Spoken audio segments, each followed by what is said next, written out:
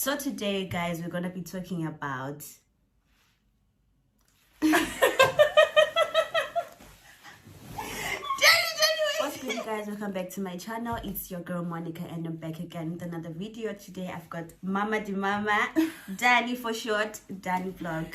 Hi guys, hi guys. Please introduce yourself. Oh, hi guys. My name is Danie.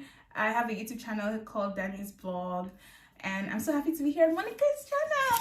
You are welcome. So we started the conversation on my channel.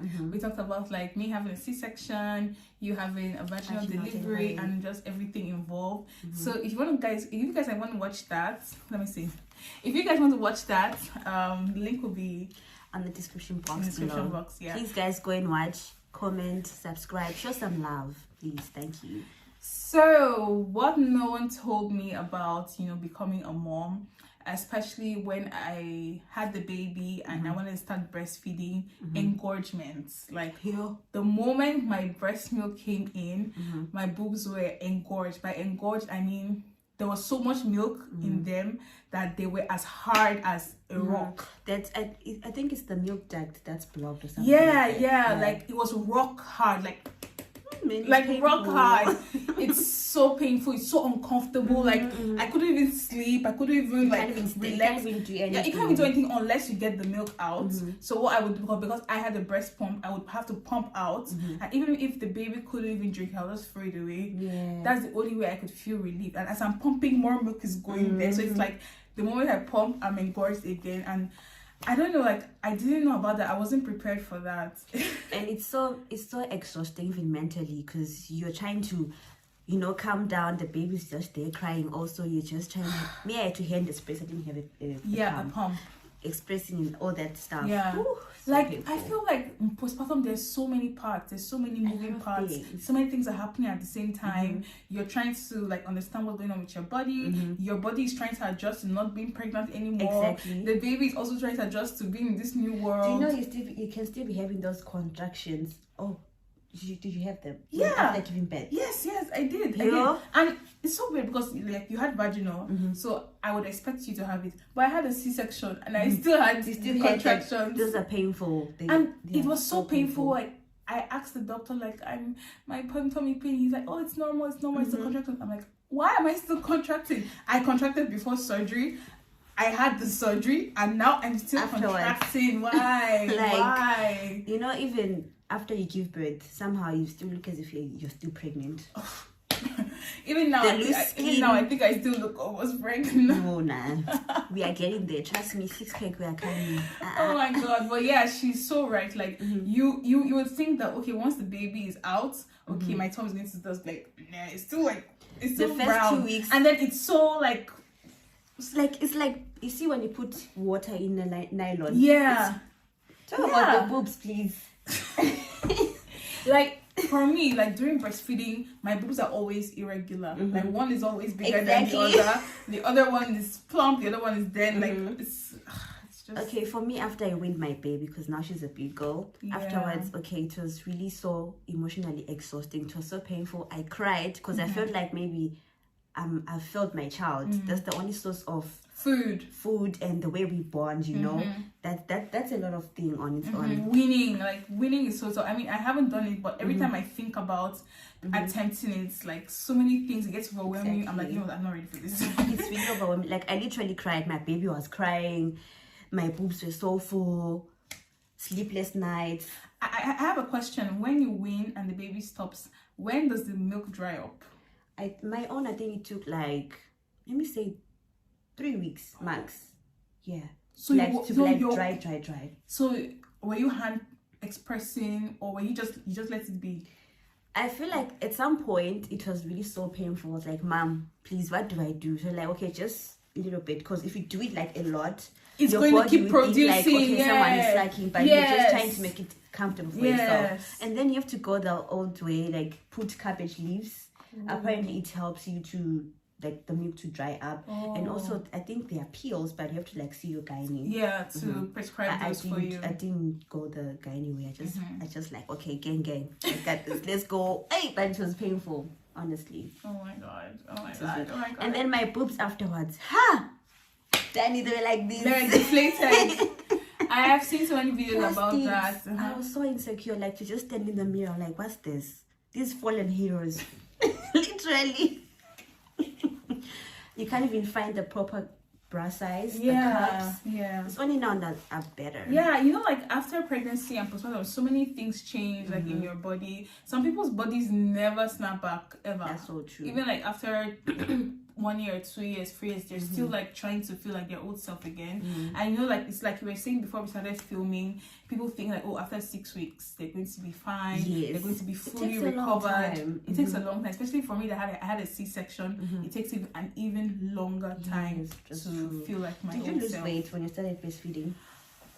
No, I don't think so. I mean, my journey was just totally different. I mean, I understand the science behind breastfeeding and weight loss in the terms of that when you are breastfeeding, your baby is taking some of your calories, right? So if you are if you're eating in a day for just yourself, and then the baby is taking from that, it means that you're going to be losing weight because you don't have a lot. But the thing is that when we have babies, we in most cases, especially African women, they tend to eat more when they have babies because they believe like the more you eat, the more milk you have, the more nourishing your milk will now be. Eating for 2. So many people don't lose weight while breastfeeding. Unfortunately, many people don't. For me, after I had the baby, I can say like my appetite was up and down, but later on, just because of the stress of motherhood, you know, not sleeping well and then just being tired all the time, there's something like stress eating where you just want to, of course you can eat something healthy, you could drink water, but you don't want to. You want to feel good in that moment, so you rather look for something unhealthy, the snacks, the sweet things, the processed things. So I think that what affected me for the first 2-3 months. I think I even gained more. At that time. I lost so much weight. Okay. I really lost weight. Like, if I show you my pictures, be like, hey, I think it was because the way everything happened. Depression, losing my father, you know, I was not ready. Like, everything just happened at the same time. Really, so I never thought I was going to, like, at least gain some flesh like this. I never thought it was like, for me to even go out there and be able to mingle with other people, you know, go out there and show myself out to the world. It was really, really so hard. It was really hard. How was it for you to get back into the society like that? Your mom and everything. Well, I mean, for me, first of all, like we said in the other video, you know, when it's not really in your plans yet to become a mom and then it happens, so many thoughts, so many emotions.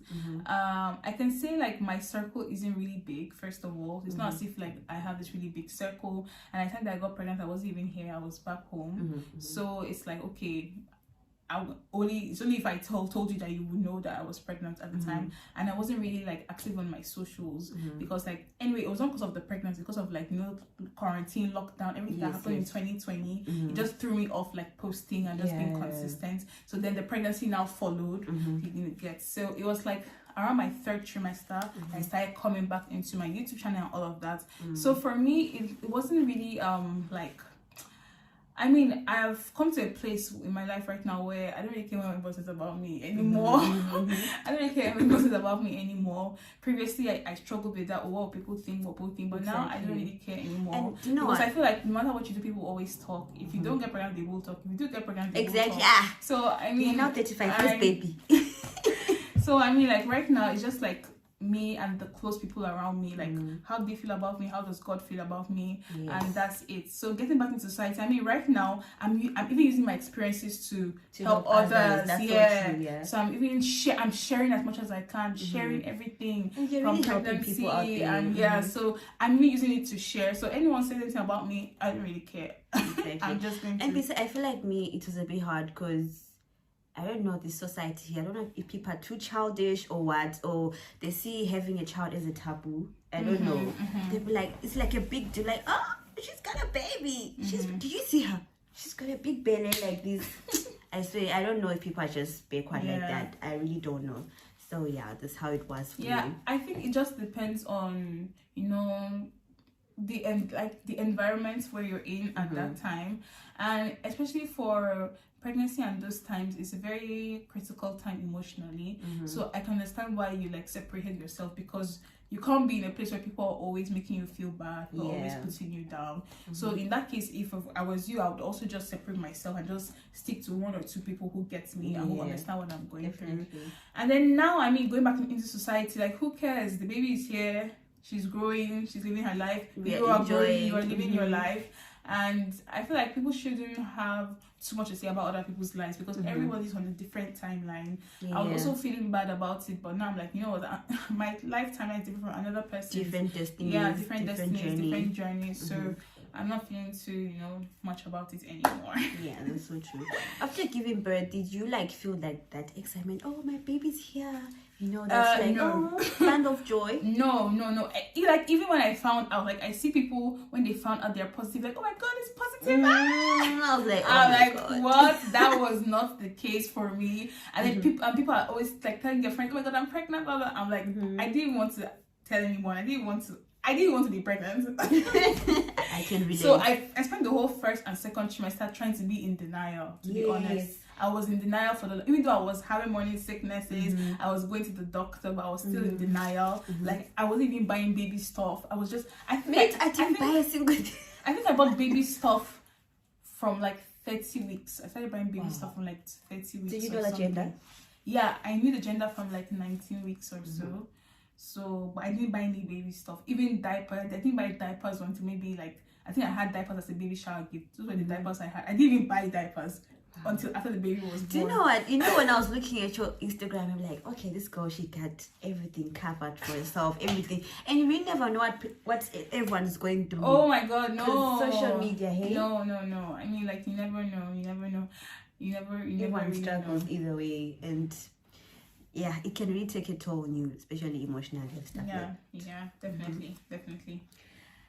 As for me, I didn't feel like, oh, band of joy is here. I was just like, I think it took me like, let me just say, the 4th month, like, okay, let me just learn to love her. She's here. Because I'm like, who is this little person? She felt so foreign to me. Like, okay, having to readjust my life, my day-to-day routine, having a child.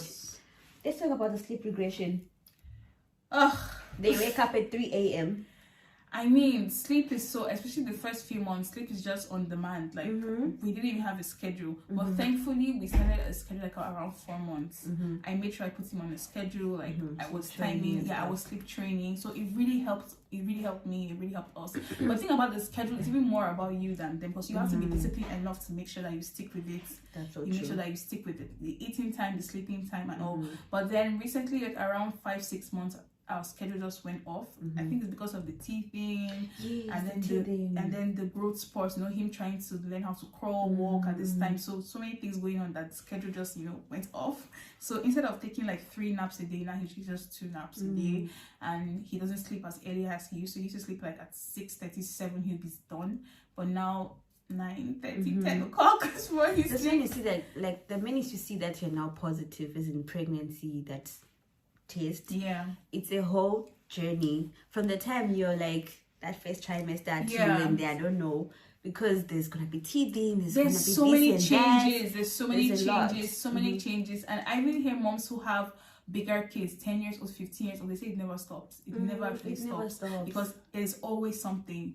They go from phase to phase to phase to phase. So there's no, like, your life literally changed forever and ever. Yeah. But I feel like in this whole thing, you just have to embrace the journey and watch their milestones, enjoy them, because small time they're just gonna be. Yeah, I mean, the way, like, I feel like children are growing like just like this, like they were born today and tomorrow they're like this tall, and they're talking and they're walking around. Yeah, but I mean, I have so much more respect for mothers all over the world ever since becoming a mother. I mean, prior to that, I knew that motherhood was like challenging, but I couldn't really relate. I couldn't really relate. I just knew that, okay, oh, you're a mom, oh, okay, whatever, blah blah blah. But now, if I see anyone with even 1 child, I have so much respect for them, and more respect for people who have 2, 3, 4, 5. I'm like, how do you do it? I've got a question though. I don't know if you mind. When it comes to the intercourse, how did you manage to, like, okay, not have those insecurities, and okay, my booby's gonna leak, oh, my C-section, my scar, and stuff like that? I feel like we always have those insecurities, even without having a baby. Like women were just generally very insecure, especially about how we look, especially like if you have gained weight after pregnancy, and you know, like just so many things, insecurities. But I mean, you just have to. First of all, I feel like it's always about us. I mean, our partners never really think like that. Yeah, definitely. Yeah, they never. But they don't always think, oh, maybe my tummy is too far. Maybe I'm this, maybe I'm that. Like they, like most times, they don't really care.